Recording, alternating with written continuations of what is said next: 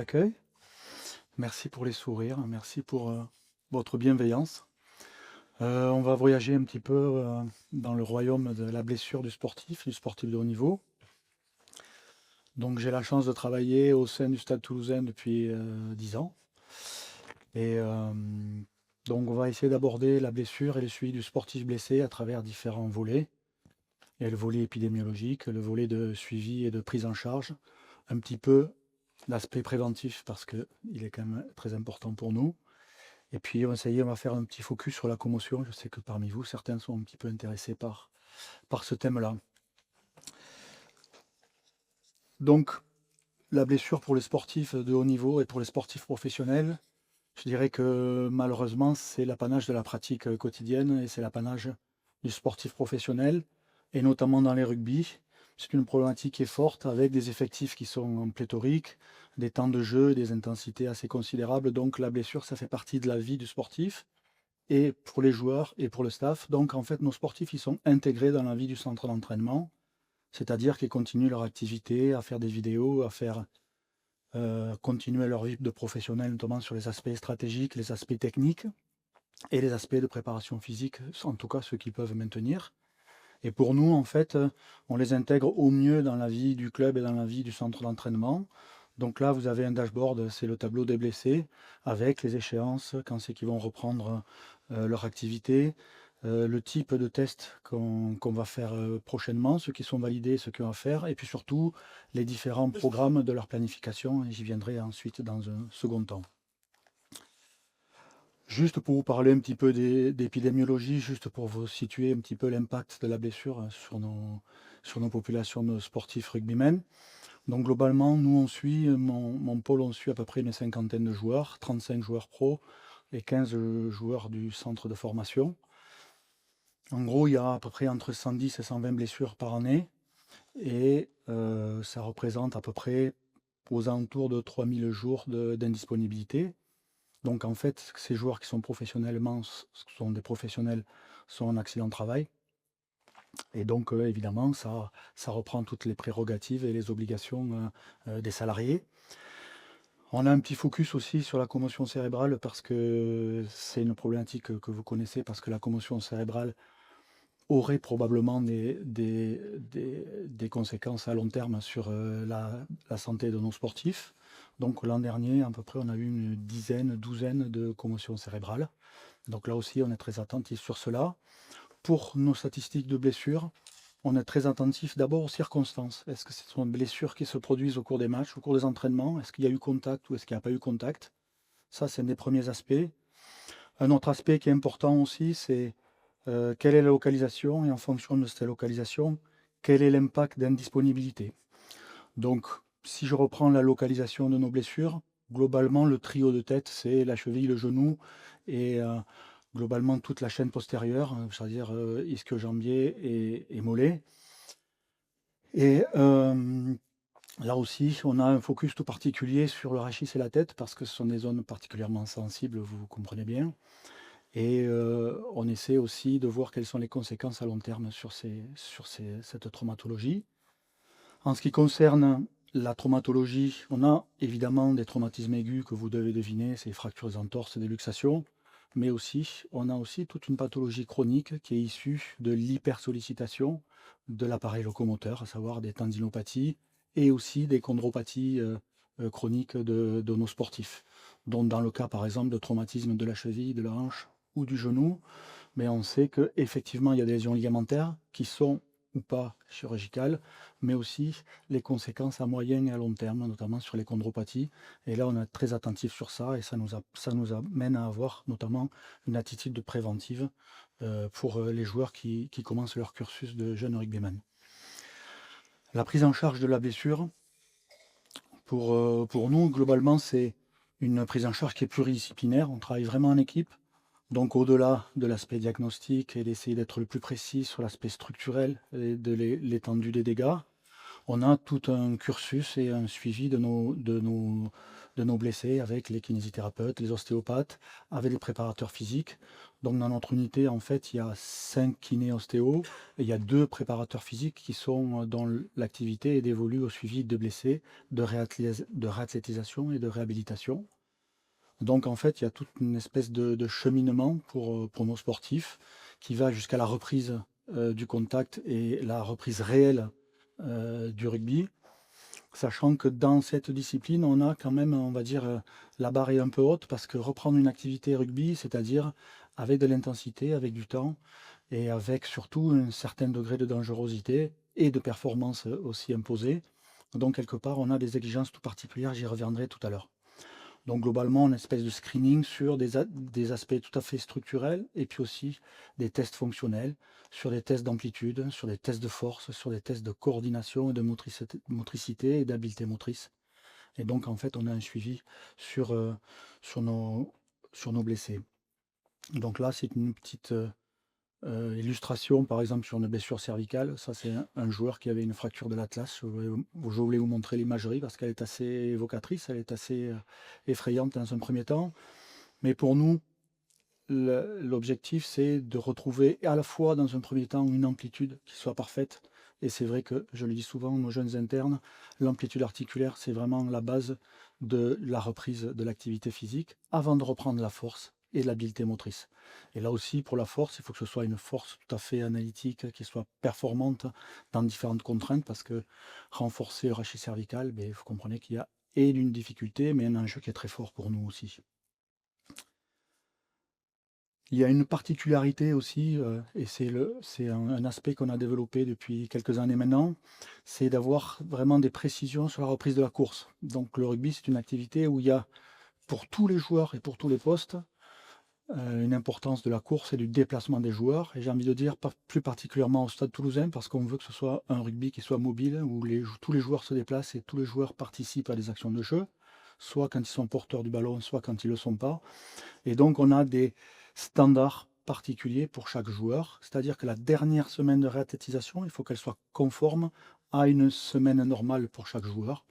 Vous prenez un joueur comme Thomas Ramos par exemple, globalement il fait à peu près 18 km par semaine en incluant les matchs, avec un certain temps de course à haute intensité et aussi un certain nombre d'accélérations et de décélérations. Et ça, grâce au GPS, on suit nos blessés qui refont des activités courses et on les amène à se calquer vraiment sur leur course habituelle. Un autre aspect qui est aussi très important pour nous, on a parlé de réhabilitation à la force. Là, on va parler un petit peu de ce qui est de réhabilitation du schéma moteur et de l'habileté motrice. Donc, quelque part, on essaie de faire de plus en plus spécifiquement par rapport au poste. Vous savez que dans le jeu de rugby, il y a des joueurs qui sautent, il y a des joueurs qui poussent, il y a des joueurs qui courent beaucoup, il y a des joueurs qui plaquent, il y a des joueurs qui tapent dans le ballon avec les pieds, etc. Et donc là, je vous ai mis un petit panel de travail de rééducation et de réhabilitation. Donc ce qui est intéressant, c'est que à la fois, il y a une activité sensorielle sur une stimulation et sur un geste physique qui soit, un geste technique qui soit particulier. Donc là, par exemple, vous avez le geste du saut en touche où en fait, il y a les deux joueurs qui sont en train de lifter un joueur. Donc l'impulsion est très importante, notamment dans la pathologie des membres inférieurs. La réception aussi, le gainage aérien aussi est très important. Après, vous avez un joueur qui reprend après une chirurgie du genou. Donc le but, c'est de se positionner, de reprendre des appuis, de prendre une information visuelle et puis de se calquer sur un geste visuel. Ça, c'est le geste de la passe et on y inclut aussi un travail de cible. Voilà, et la dernière habileté motrice, c'est un jeune demi-mêlée, un petit peu connu, qui reprend une habilité avec le ballon et ça lui permet de faire ce qu'on appelle des passes aveugles. Donc ça aussi, ça fait partie de l'activité motrice, c'est-à-dire quand on ne regarde pas le ballon, mais quelque part, on retrouve des sensations proprioceptives particulièrement intéressantes. Un petit focus sur la commotion. Malheureusement, dans notre pratique, on est je dirais, le théâtre de certains traumatismes crâniens où on va dire, il y a des impacts, soit par choc direct, soit par choc indirect, notamment la décélération. Et vous savez qu'il y a un protocole particulier maintenant qui fait partie qui ont été préconisés par le World Rugby et par la Fédération française de rugby, la Ligue nationale de rugby, ce qu'on appelle le protocole ACHIA. Globalement, c'est un suivi sur la mémorisation et sur un test d'équilibre de nos joueurs commotionnés. Et nous, on a pris le parti d'aller un petit peu plus loin, notamment avec l'exploration du sommeil, parce qu'on veut explorer la qualité du sommeil de nos joueurs commotionnés. Et un deuxième aspect que vous devez connaître pour les anesthésistes réanimateurs, c'est l'oculomotricité. Donc on considère aussi que parfois on peut avoir de très bons tests amnésiques, mais par contre des perturbations au niveau des tests oculomoteurs. Et en fait, on pense que c'est globalement un indicateur qui est précoce et qui est assez sensible sur la qualité notamment de l'influx neuromusculaire et du schéma moteur de nos joueurs. Donc pour nos suivis de commotion, on a continué et on est en train de développer une étude prospective sur l'oculomotricité des joueurs commotionnés et sur l'état de fatigue et le suivi du sommeil. Une autre innovation par rapport à la commotion et qui débouche sur des éléments de prévention qui sont intéressants, c'est le port au cours des entraînements avec opposition et au cours des matchs d'un protège-dents instrumenté, c'est-à-dire qui enregistre les impacts subis par le joueur et aussi les décélérations, ce qu'on appelle des vitesses angulaires. Ce qui est intéressant, c'est que ponctuellement, on peut voir si un choc est important et si quelque part il y a lieu d'arrêter le joueur et de le sortir du terrain. Mais ce qui paraît intéressant aussi, c'est qu'il y a un aspect cumulatif et qu'on peut essayer de suivre le joueur sur un aspect cumulatif au cours de la saison, pour savoir le nombre de chocs qu'il a subis et savoir si ces chocs ont eu des conséquences ou pas. Parfois, les joueurs masquent les signes, ne veulent pas trop déclarer les choses, et ça nous permet de les tester et de voir un peu où est-ce qu'ils en sont. Et actuellement, le protège-dents connecté commence un petit peu à faire partie de la vie des joueurs de rugby et on pense que quand même ça va être de plus en plus important pour eux. Quand on parle de prévention, au rugby, on ne peut pas négliger une phase de contact qui est une phase volontaire, qui est la phase de plaquage. Vous savez que dans le rugby moderne, les temps de jeu augmentent beaucoup et les temps de contact et on va dire de confrontation attaquant-défenseur est important. Donc on reprend aussi beaucoup sur des exercices techniques qu'on appelle les skills de plaquage, où en fait on reprend la position de plaquage et on travaille de manière analytique la position du plaquage. Contrairement à ce que beaucoup de gens pensent, le plaquage, c'est un geste qui est très technique. Il faut une posture, il faut une position, il faut un bon timing. C'est un geste qui est très technique, qui est physique aussi, donc qui nécessite une préparation physique. Et on fait travailler aussi bien le joueur plaqueur que le joueur plaqué. Et ça, c'est important parce que on sait que globalement, beaucoup des traumatismes subis par nos joueurs sont dus au cours des phases de plaquage. En tout cas, c'est un éducatif fort qu'il faut faire passer, c'est que les joueurs doivent reprendre régulièrement du travail technique au niveau des plaquages. En ce qui concerne le travail de prévention de la blessure, on a constitué des postes de prévention, ce qu'on appelle les routines de prévention, où on travaille les 3 maîtres mots dont je vous ai parlé, qui sont à la fois l'amplitude, à la fois la force et à la fois l'habileté motrice.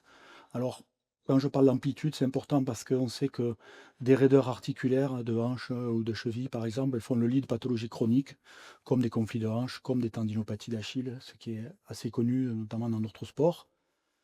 Et ensuite, le renforcement musculaire qui soit spécifique, ça c'est très important pour qu'on puisse continuer à régulièrement, soit en prévention secondaire, soit en prévention primaire, à travailler sur la force de nos joueurs. Alors ce qui est intéressant, c'est que on a développé des abacs de force pour différentes pathologies, l'instabilité de l'épaule, ça peut être l'instabilité du genou, ça peut être certains problèmes, notamment de pathologie de chaîne postérieure dont j'ai parlé, sur les mollets et sur les ischios. Donc globalement, on sait qu'il y a un niveau de force auquel il faut revenir pour essayer d'éviter au maximum la blessure. Et donc, quelque part, en collaboration avec la préparation physique, on fait travailler au mieux les joueurs pour prévenir la blessure. Donc sur la petite vidéo de droite, vous avez le travail de force spécifique du travail en mêlée, auquel on a associé, nous, un aspect métabolique, parce que vous savez que dans la survenue de la blessure, il y a aussi des aspects métaboliques. Et quand les joueurs ne sont pas prêts, quand ils sont fatigués, quand ils ne sont pas performants, et bien quelque part, ça aussi, c'est un facteur de risque assez considérable pour la blessure. Donc on essaie de voir ce qui se passe au niveau énergétique, notamment par le calcul des seuils de VO2 et quelque part la survenue d'une blessure au cours de la pratique de ce type d'effort. Donc en fait, on teste sur des tests plus spécifiques, notamment en mêlée, et puis on associe une évaluation métabolique. En haut à gauche, ça c'est un test qu'on fait de manière hebdomadaire. Donc tous nos joueurs, surtout s'ils ne sont pas blessés, à J3 après le match, ils sont évalués sur des forces, notamment sur les forces des adducteurs et des ischio-jambiers. Il y a un test de mobilité de l'épaule et du rachis cervical, parce qu'on tient à ce que, quelque part, il y ait une cartographie qui soit régulière sur les joueurs. Et quand on trouve une diminution de force, quand on trouve une limitation articulaire, une dissymétrie, mais quelque part, ça fait le lit d'une pathologie. Donc il y a un suivi aussi qui soit régulier en termes de prévention pour les joueurs valides. Et quand on parle de force musculaire, hein, il y a un gold standard qui s'appelle les mesures des forces-vitesse. Donc vous savez que ça, c'est une mesure qui est très très intéressante, à la fois pour le démarrage de la course, comme c'est montré pour la vidéo, mais à la fois pour des exercices de musculation et de renforcement.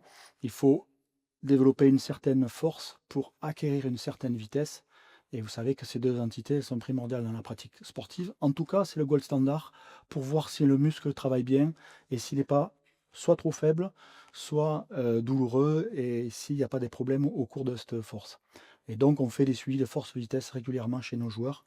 Et ça, c'est quelque chose qui est très intéressant. Et là, je pense aussi que c'est un élément de prévention des pathologies tendineuses et musculaires. Un autre aspect de la prévention de la blessure, c'est d'essayer de calquer au mieux avec le sportif, quand c'est possible, parce que des fois, c'est toujours un petit peu délicat, notre planification de la semaine, notre planification des semaines au cours des saisons. Alors c'est lorsqu'il y a la Coupe d'Europe, lorsqu'il y a le championnat, lorsqu'il y a des petites trêves, etc. Et d'essayer de faire une cartographie particulière de nos joueurs en fonction de la charge de travail. Donc on sait qu'il y a des moments plus difficiles, il y a des moments où on est très, très susceptible par rapport à la blessure. Je vous ai parlé de pathologies chroniques, notamment les tendinopathies d'Achille, etc. Ça a été vraiment le fait marquant du début de la saison, parce que la reprise a été compliquée et toutes les pathologies chroniques se sont révélées, à la fois sur les tendinopathies d'Achille, c'est vrai, mais par exemple, je parlais tout à l'heure de décompensation, de chondropathie, et ça, c'est quelque chose sur lequel on est très, très, très vigilant. Voilà, donc je finirai par peut-être une petite interrogation, ce qui serait peut-être le saint Graal pour nous, c'est est-ce qu'on peut prédire la blessure? Donc on sait qu'il y a des indicateurs avec des facteurs de risque qui sont très importants. Un des premiers facteurs de risque, c'est quand même l'âge du joueur, parce qu'on sait que le sport de haut niveau, au fil des années, mais ça vous expose de plus en plus à avoir des blessures. Les aspects métaboliques, de masse grasse et de composition corporelle, c'est très important. Il faut un juste milieu entre la masse musculaire et notamment la masse grasse, mais aussi la masse hydrique. La planification, on en a parlé tout à l'heure. L'oculomotricité, l'habilité motrice, c'est quelque chose qui est très important. Et cette capacité à freiner et à développer une force et une vitesse satisfaisante. La qualité du sommeil, avoir une ergonomie du geste qui soit bien précise, parce qu'on fait aussi des analyses cinématiques au cours de la course. Et ça, c'est intéressant parce qu'on sait qu'il y a des courses à risque et des courses moins à risque. Et puis évidemment, vous savez qu'il y a des situations à risque dans la pratique du rugby, notamment des attitudes techniques et des attitudes au contact qui sont plus à risque. Je me souviens d'un joueur qui avait une attitude tout à fait particulière, qui jouait troisième ligne centre, et qui prenait le ballon, et vous savez qu'on doit libérer le ballon quand on est au sol, sauf que pour le libérer, lui, se quillait sur sa tête et il faisait passer le ballon sous son ventre. Bon, ça, c'est ce qu'on appelle une situation à risque, parce qu'on ne peut pas s'appuyer, c'est dangereux de s'appuyer sur sa tête, il faut s'appuyer sur ses épaules pour libérer le ballon. En tout cas, identifier ce type d'attitude à risque, c'est intéressant. Donc on a un regard un peu particulier pour prévenir et pour avoir un suivi et pour éventuellement réduire la survenue de la blessure pour nos joueurs. Je vous remercie de votre attention. Donc ça, c'est la version soft, et vous avez la version un peu moins soft.